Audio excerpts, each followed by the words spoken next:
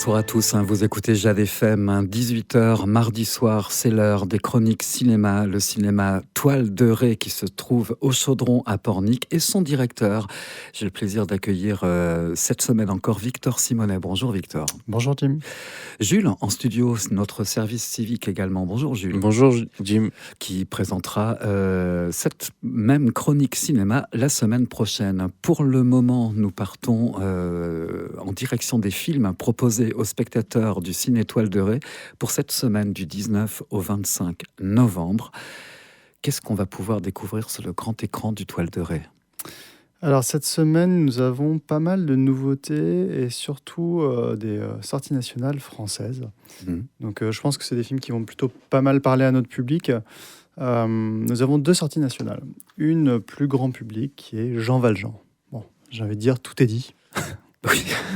Donc naturellement, d'après Les Misérables de Victor Hugo, Jean Valjean est un film d'Éric Besnard qui a fait dernièrement Délicieux. Louise Violette aussi, qui est sorti l'an dernier. Les choses simples également. Et c'est un réalisateur qu'on voit souvent avec comme acteurs Grégory Gadebois et Alexandra Lamy. Et ils sont tous les deux dans le film Jean Valjean, accompagnés de Bernard Campan. Voilà. On a déjà fait une avant-première dimanche qui était pleine, donc je pense que ça devrait fonctionner pas mal. Bon accueil du public ? Je ne sais pas encore. Je n'étais pas là dimanche, mais on verra. À suivre donc. À suivre. Deuxième sortie nationale, classée à réessayer cette fois, toujours française, c'est Dossier 137 de Dominique Moll. Je ne sais pas si tu as entendu parler de ce film. Si, j'en ai entendu parler du Dossier 137. Alors, sur les violences policières. Exactement, ouais. Et un cas... alors, j'en ai entendu parler il y a quelques jours en télévision. Ouais. En fait, c'était... Dominique Moll, c'est un réalisateur qui s'intéresse, qui fait du thriller. Il avait réalisé La Nuit du 12 avec Bastien Bouillon, notamment. Et Pierre Lotin aussi, d'ailleurs. Qui a fait un carton, ce film. Ouais, ça avait très bien. Il était vraiment très bien, La Nuit du 12. Avant ça, il avait fait Seuls les bêtes et plus vieux, Harry, un ami qui vous veut du bien, par exemple. D'accord. Là, il s'intéresse au Dossier 137 avec comme actrice principale Léa Drucker, qui est en fait une enquête de l'IGPN sur une bavure au moment des Gilets jaunes. Oui, ça y est, c'est une immersion dans le milieu de la police des polices pendant cette période des Gilets jaunes. Ouais, c'est ça. En fait, c'est donc il y a une bavure, un tir tendu de LBD, qui nous rappelle d'ailleurs, ça fait vraiment écho à ce qui s'est passé la semaine dernière et les révélations de Mediapart et Libération sur les vidéos des gendarmes de Sainte-Soline, et donc du coup l'implication de l'IGGN et pas de l'IGPN, comme c'est le cas ici. C'est très efficace, c'est vrai, c'est effarant. C'est un très bon thriller qui montre une réalité en fait au public de violence policière qui est certaine, malgré tout ce que va dire Darmanin sur le fait qu'il s'étouffe quand il entend violence policière. Là, on voit que c'est le cas. Alors, c'est pas le cas tout le temps, bien sûr, mais c'est sur un dossier qui a pu être étouffé et qui révèle ça. Et c'est une plongée, en tout cas, dans un secteur, un service de la police dont on entend parler, mais dont on ne connaît pas forcément la manière de travail sur le terrain. Ouais, c'est bien. Ça pose aussi la question de qu'est-ce qu'être policier, parce qu'elle, elle croit... c'est une très très bonne flic. Elle croit en son métier. Elle a envie que les flics, les bons flics restent dans le métier. Elle y croit vraiment. Et du coup, ça crée aussi des tensions politiques dans l'institution, c'est-à-dire ceux qui sont anti et pro-IGPN. Voilà. Dossier 137. Absolument. Léa Drucker dans ce rôle. Ouais. Absolument. Donc ça, ce sont les 2 sorties nationales que nous avons, Jean Valjean, Dossier 137, et nous avons également 3 autres sorties, encore une sortie française, qui est L'inconnu de la Grande Arche de Stéphane Demoustier, qui avait réalisé il y a quelques années, pareil plutôt des thrillers, mais La jeune fille au bracelet, La fille au bracelet ou La jeune fille au bracelet d'ailleurs, j'ai un doute sur le titre, et Borgo plus récemment, avec Afsia Herzi, sur les prisons en Corse. Donc Stéphane Demoustier s'intéresse cette fois au concours d'architecture qui avait été remporté par un Suédois totalement inconnu sur un chantier pharaonique qui était celui de la Grande Arche de la Défense, avec Mitterrand comme président bâtisseur.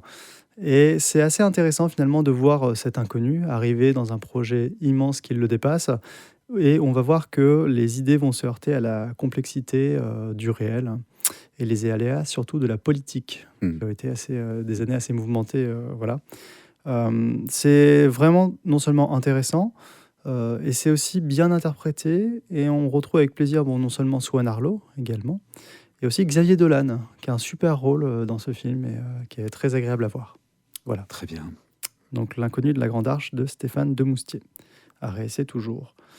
On reste dans la RSC avec une sortie, d'un film un peu plus confidentiel, mais pas moins intéressant, qui s'appelle Un poète, excusez-moi, de Simone Messa Soto, qui a été tourné en 16 millimètres. Donc, c'est une image, assez artisanale, hein, finalement, qui rend son côté intéressant, côté un peu années 80, quoi. Mmh. C'est un film qui a été tourné à Medellín, qui est la ville natale du réalisateur. Pourquoi? Parce que c'est une ville de contraste et c'est un film qui parle en fait d'un professeur qui vient d'un milieu plutôt bourgeois, complètement désabusé, qui est en manque de reconnaissance, poète en manque de reconnaissance et qui fait la rencontre d'une jeune fille très douée, très talentueuse et qui elle vient d'un milieu très populaire. Voilà. Mmh. Donc Medellín est très bien filmé et nous le passons cette semaine seulement, Un poète. Intéressant.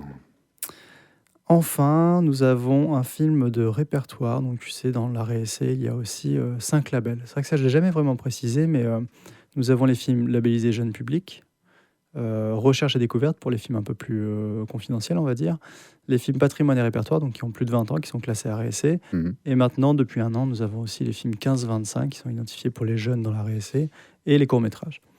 Et donc là, nous passons, nous aussi, régulièrement des films de patrimoine et répertoire. Et là, c'est le film de Patrice Chéreau, La Reine Margot. Donc un D'accord. classique de Ouais. 95, si je ne Mmh. m'abuse, Mmh. avec Isabelle Adjani, Daniel Auteuil, sur la Saint-Barthélemy. La Saint-Barthélemy, massacre des protestants. Ouais. Ouais, c'est ça. Mmh.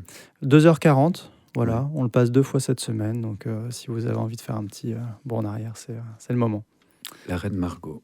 La Reine Margot, absolument. Et sinon, je peux citer également les films que nous avons toujours à l'affiche. D'ailleurs, je parlais de La Reine Margot, mais je pense qu'il y a Jean-Hugues Anglade aussi dedans. Tout à fait. Oui, ça me revient. Bon, bref. Et donc, dans les films toujours à l'affiche, il y a également Insaisissable en VF et en VO. Nous avons toujours T'as pas changé, la comédie française actuelle. Nous avons encore Les Aigles de la République de Tariq Saleh, donc film égyptien, sur la politique également. Nous avons L'étranger de François Ozon, d'après Camus. La femme la plus riche du monde de Thierry Cliffat, toujours à l'affiche.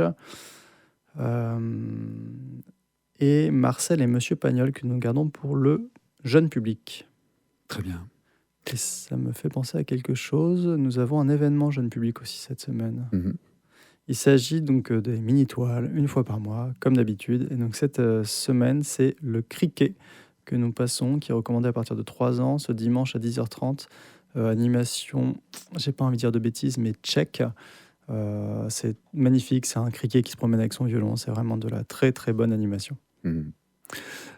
Il y en a de plus en plus de la très bonne animation. C'est vrai, peut-être que tu fais référence à Arco Exactement. récemment. Ouais, complètement. Mmh, mmh. Arco, Flo. L'animation française, effectivement, a des arguments. Je pense aussi au film Le Secret des Mésanges, qui a été fait par les studios Folle Image à Valence. C'est un gros studio français qui fait des films jeunes publics à réessayer, qui est de grande qualité. Le Secret des Mésanges, c'est un papier découpé. On avait aussi Une guitare à la mer avec de l'écran d'épingle, avec de la stop motion. Enfin, Mhm. c'est vraiment, Mhm. c'est bouillonnant. C'est On très peut parler créatif. de French Touch, ou en tout cas de French Quality. Alors c'est marrant, je ne me suis pas vraiment posé cette question, mais là, par exemple, je parlais de Marcel et Monsieur Pagnol, c'est aussi Sylvain Chaumet, effectivement, qui avait fait les triplettes de Belleville. J'en ai pas vraiment encore entendu parler, mais il se passe quelque chose, effectivement. Enfin, il y a une belle production française d'animés qui parfois, malheureusement, reste invisibilisée. Je pense à Linda veut du poulet ou Sirocco, le royaume du courant d'air, qui n'avait pas vraiment marché auprès du grand public. Mais de temps en temps, un film tire son épingle du jeu. Après, je tiens à préciser que Flo n'est pas français. Il y a eu de la production française, mais voilà tout. Mhm. Très bien. Merci beaucoup, Victor, pour cette semaine, pour les films, en tout cas la présentation de ces films qui seront proposés aux spectateurs de votre cinéma, Ciné Toile de Raie. Allez au cinéma, on n'arrêtera jamais de le dire, mais comment vont les salles au niveau fréquentation ? Ça va un petit peu mieux. On a passé des vacances de la Toussaint, un petit peu faibles, mais pas aussi catastrophiques que l'a été cette année, parce qu'il faut quand même le dire, cette année, c'est un peu dur. Mhm. Maintenant, dans quoi, 2 semaines, sort Zootopie 2, dans à peine un mois sort, Avatar 3.